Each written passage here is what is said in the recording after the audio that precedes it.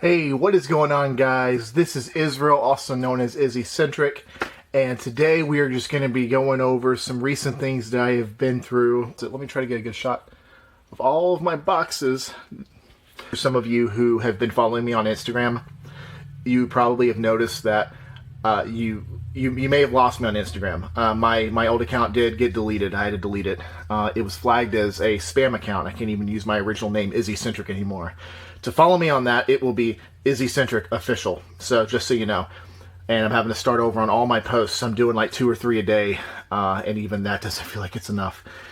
So for those of you who are not up to speed on basically what's been going on, I had a recent altercation with a doll that I took from my wife's place, her childhood home, and it was a very interesting situation because this particular doll seemed to harass her as a kid for a long time.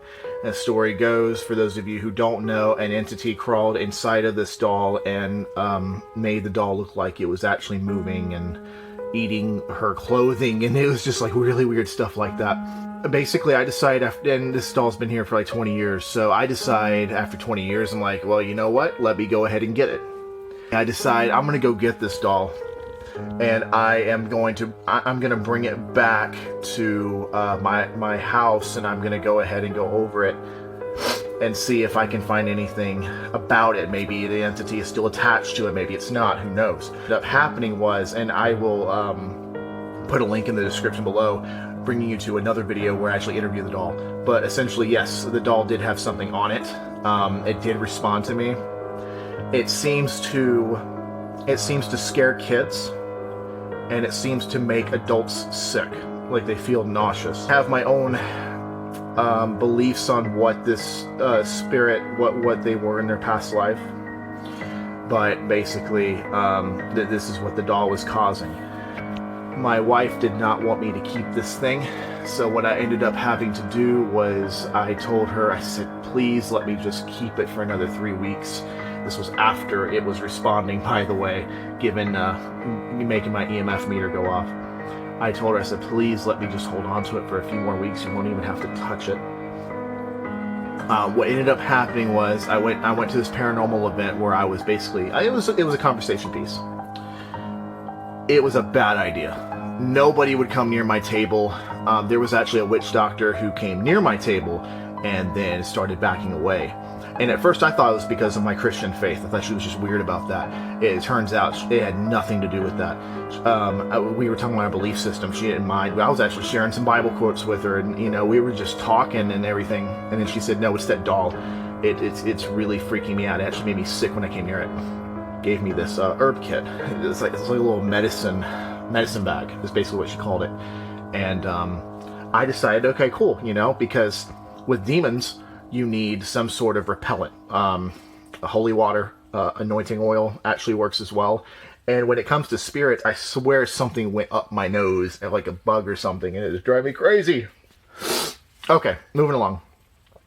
Basically, what had happened was I decided to go ahead and go with it because, according to my studies and everything, anointing oil is not going to just work on a ghost. It just doesn't work that way. So basically what I did was I decided to take her advice. It's kind of like a smudging kit almost. I had to get rid of the doll, and it was a good thing too, because everyone was repulsed by this thing except for me. I was the only one that this doll seemed to attract, which was really bizarre. I didn't really pay it much mind, but I was aware of what it was doing. I was feeling nothing but good vibes off of this thing. What it was doing was it was trying to attach to me. I mean, how would you feel if you were stuck in a spot for 20 years, couldn't move, and then someone came out of nowhere and picked you up? You'd be pretty grateful, right? So I was essentially Frodo from Lord of the Rings. I was the only one that could actually move around with this doll, and this doll not affect me negatively. I'm not going to disclose the guy's name, but basically he was a connection of mine. We still talk. And he ended up taking the doll after I requested him to. And that's when things got weird. He basically had told me that he had to ditch the doll, and the reason for this was because within the week of him taking this thing, he started getting an infection in the mouth. I guess the best way to explain it is like if someone who has gingivitis, but like a really bad case of it, and it started getting infected to the point where you had to pull teeth. That occurred to him. That occurred in his mouth, rather, within those first few days. You hear that sometimes haunted objects will cause misfortune. And that's kind of where this comes from. There was something that the spirit of this doll did not like about this guy. Anyway, I needed him to hold on to it just a little while so that he could get it to the, he needed to get it to like a museum of some sort. There's a lot of occult museums where they hold on to these objects and they take them seriously. I told him, I was like, you can move around a lot more than I can. You go ahead and get rid of this thing. But dispose of it properly. If you're not able to get it to a place, here's some advice. One of the things I wanted him to do was to bury the doll and then bury it with the medicine bag.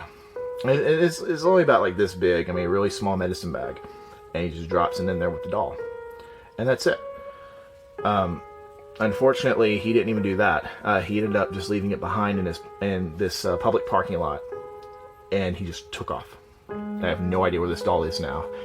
And it sucks because I honestly feel guilty about what I did. I feel, even though my wife keeps reminding me it's not my fault, and I get that, but I still feel like I was negligent. If I would have just, you know, I don't know, and maybe if I would have given it to somebody else instead. If you find a particular object that you want looked at, you can actually ship it to me, and once I have my new address, I'll let you guys know. Or, well, a location that you can send it to. I don't want you guys sending me weird stuff, like, straight to me. That a little too personal, but I would like to look at it. So, if there's something that is weirding you out that you're stuck with, go ahead, excuse me, go ahead, take a picture of it, send it to me. Let me see it, because this is my job. This is what I do.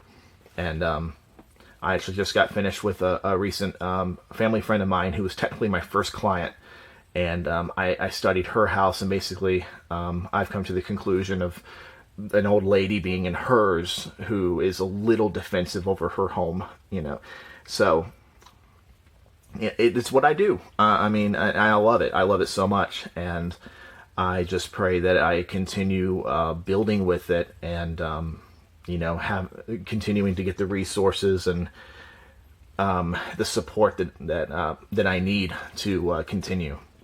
But in the meantime, guys, I will see you in the next video. I am very sorry that I was not able to upload last Sunday. Like I said, I owe this one to you. It's been just a crazy ride. So anyway, I will see you guys next Sunday. And I could talk for hours, to be honest with you. So I will see you in the next video with some more content. Peace out.